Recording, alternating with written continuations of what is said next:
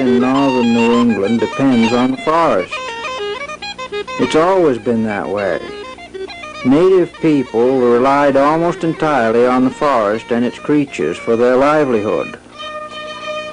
When European settlers arrived on North America's shores, they quickly learned to take advantage of nature's bountiful store of trees. The region's economy has always been heavily dependent on forest resources. Cities grew and prospered solely on the strength of the lumber trade. The stately mansions in Bangor and the surrounding region call us back to the time when lumber was king and this its queen city. But time changes everything. Late in the 1950s, a group of people active in Maine's forest industry realized that little had been done to preserve the historical record out of our lumbering past. So the Maine Forest and Logging Museum was formed to preserve the skills and knowledge gained by our forefathers and to teach coming generations of this important heritage.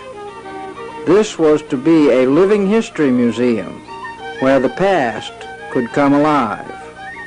The first sawmill in North America was reportedly built in Maine.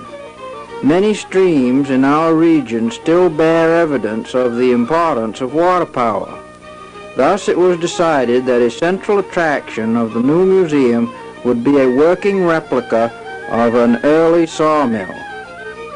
After an extensive search, a near-perfect museum site was found in the middle of the Penobscot Experimental Forest. About 1790, Oliver Leonard built a sawmill on the banks of a free-flowing stream in what is now Bradley, Maine.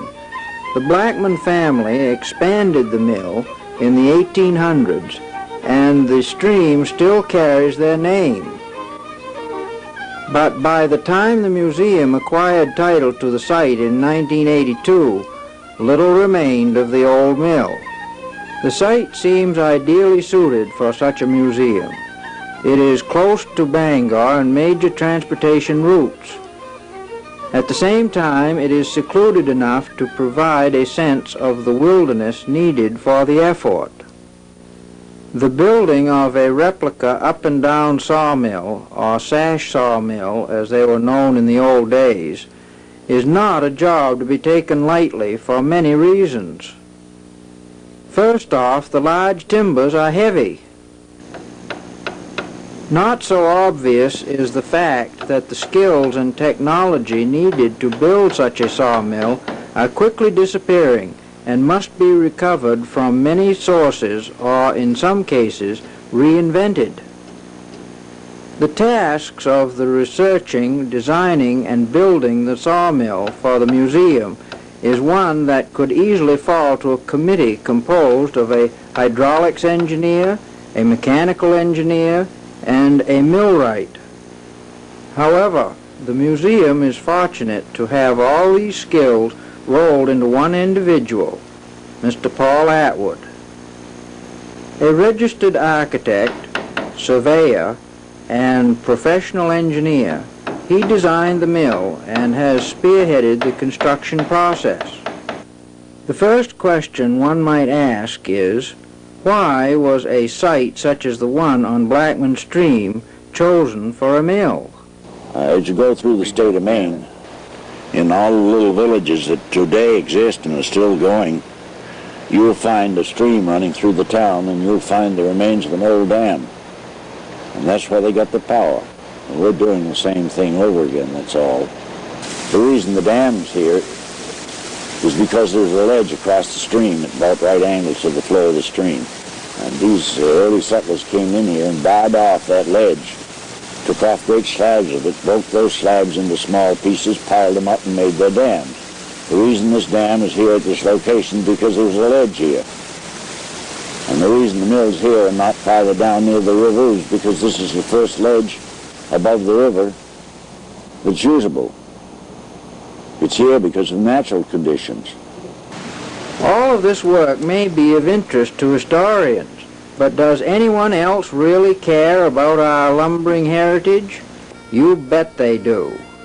The popularity of the museum is most apparent during the Living History Days. In the summer and fall, the museum sponsors a series of weekend events that bring the past to life. Action fills the museum grounds. Wheels turn, and visitors smell fresh sawdust and the aroma of food cooked over a campfire. Living History Days are both entertaining and informative. The reason is that there is something to learn and enjoy for everyone. At Leonard's Mills, the museum volunteers make everything as accurate as possible and work to share the construction process. In the old days, shingles were split or riven from bolts of wood. That's how we make them today.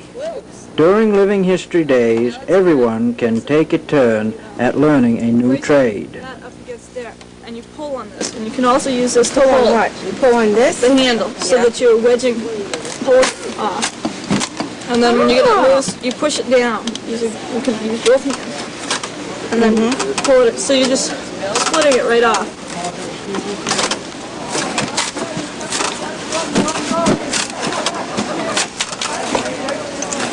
And probably pull it right off by your hand. There we are.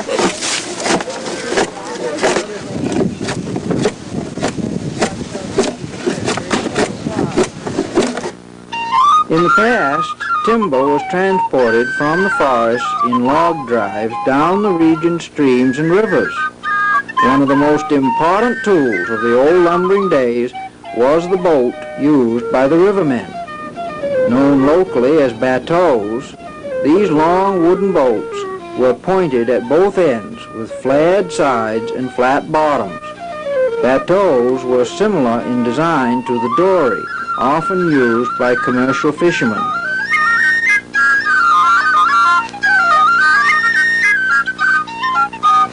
During Living History Days, modern explorers are thrilled to experience a ride in one of these sturdy craft.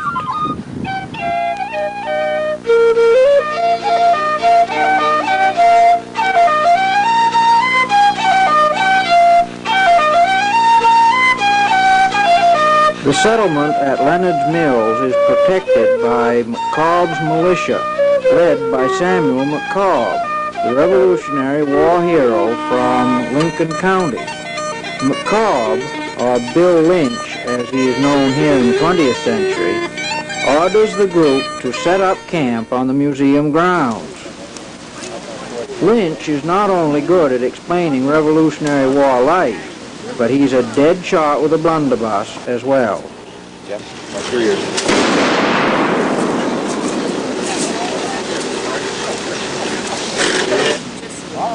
The militia plays an important role at the museum by teaching as well as entertaining.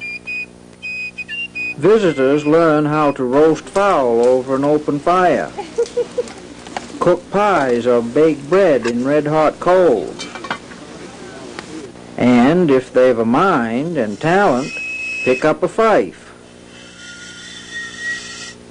It can be said that the meal provided by the people of McCobb's militia is a covered dish dinner like no other.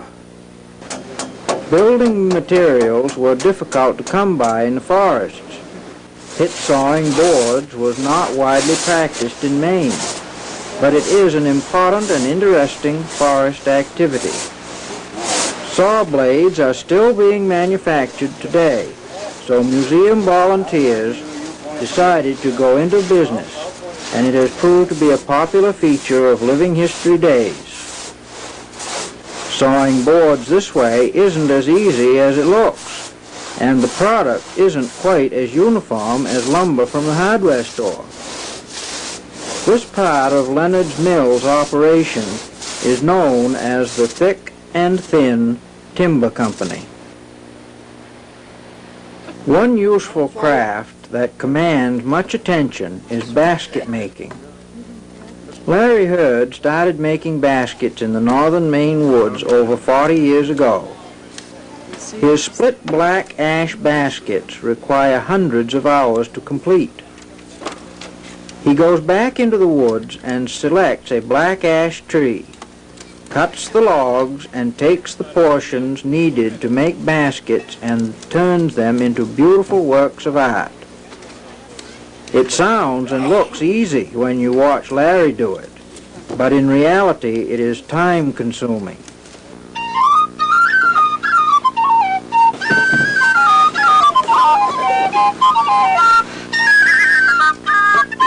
In 1986, the members of the Maine Trappers Association built a replica of an early trappers camp at Leonard's Mills. Constructed of logs, ruled with shingles split from cedar bolts, and fitted with a birch bark door, the camp is decorated with cooking equipment, traps, and skinning boards, such as could have been used by a trapper in the old days. This exhibit is a fitting part of Leonard's Mills, and its location beside the falls and pond is ideal. No account of lumbering and living history days at Leonard's Mills would be complete without bean-hole beans. Lumbermen, because of their long hours at work, usually ate 4 times a day. Baked beans cooked for hours in an underground fire was one mainstay of the woods workers' diet. Can you imagine eating baked beans and donuts 4 times a day for 6 to 8 months? It was done in days gone by. Each fall during Living History Days, a popular pastime is the cider making operation.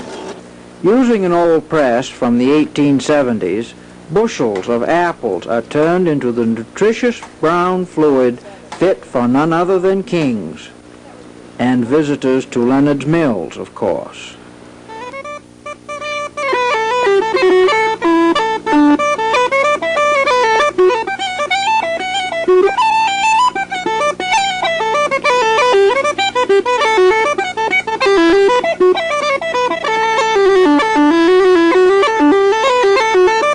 This is just a hint of what is waiting to be rediscovered at the Maine Forest and Logging Museum. Some of the work has been completed, yet much remains to be done. The construction of our main attraction, the early water-powered sawmill, is nearing completion.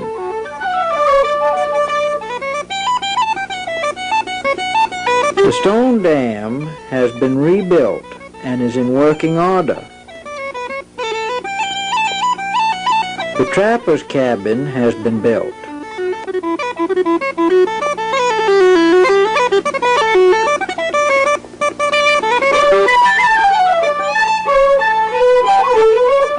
And the museum has acquired a Lombard log hauler, which is being restored to operating condition at the University of Maine. The possibilities for development at Leonard's Mills seem almost boundless. However, this is a work in progress, and you can help. Become a citizen of this historic logging community. Share in the excitement of building Leonard's Mills, a project of the Maine Forest and Logging Museum.